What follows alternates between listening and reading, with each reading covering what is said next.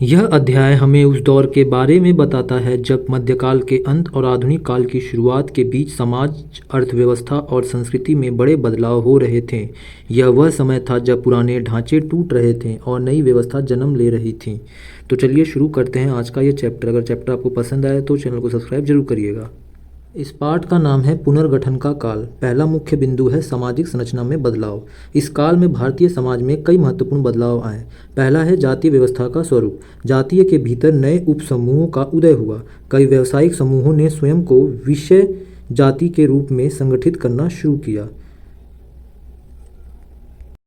दूसरा है समुदाय का उदय। समाज में केवल ऊंच नीच ही नहीं बल्कि व्यावसायिक कुशलता के आधार पर भी समूह बनने लगे। मंदिर और मठ केवल धार्मिक केंद्र नहीं बल्कि सामाजिक और आर्थिक गतिविधियों के मुख्य केंद्र बन गए थे। आर्थिक पुनर्गठन, इकोनॉमिक रीऑर्गेनाइजेशन। अर्थव्यवस्था में बदलाव इस काल की सबसे बड़ी विशेषता थी। व्यापार और वाणिज्य, नए व्यापारिक मार्गों और बाजारों का विकास हुआ। विदेशी व्यापारियों के साथ संपर्क बढ़ने से मुद्रा का प्रचलन बढ़ा। दूसरा, शहरीकरण। कई नए कस्बों और नगरों का उदय हुआ। ये नगर व्यापार और उत्पादन के केंद्र बन गए थे। तीसरा है कृषि और भू राजस्व। भूमि को मापने और उत्पादकता के आधार पर कर निर्धारित करने की नई प्रणालियां अपनाई गई। इससे किसानों के जीवन और जमींदारों की शक्ति पर गहरा असर पड़ा, जैसा आप इस चित्र के माध्यम से देख सकते हैं, और इसके आप नोट्स भी इसी तरीके से बना सकते हैं।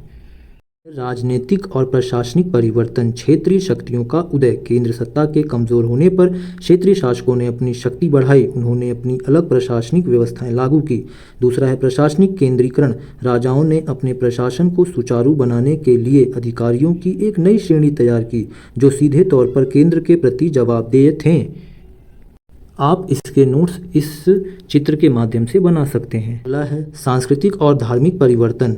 पहला, भक्ति और सूफी आंदोलन। समाज में समानता का संदेश फैलाने के लिए भक्ति संतों और सूफी फकीरों ने महत्वपूर्ण भूमिका निभाई। इन्होंने धर्म को सरल बनाया और आम जनता को इससे जोड़ा। दूसरा है भाषा और साहित्य। क्षेत्रीय भाषाओं जैसे बंगाली, मराठी, तमिल आदि का विकास हुआ।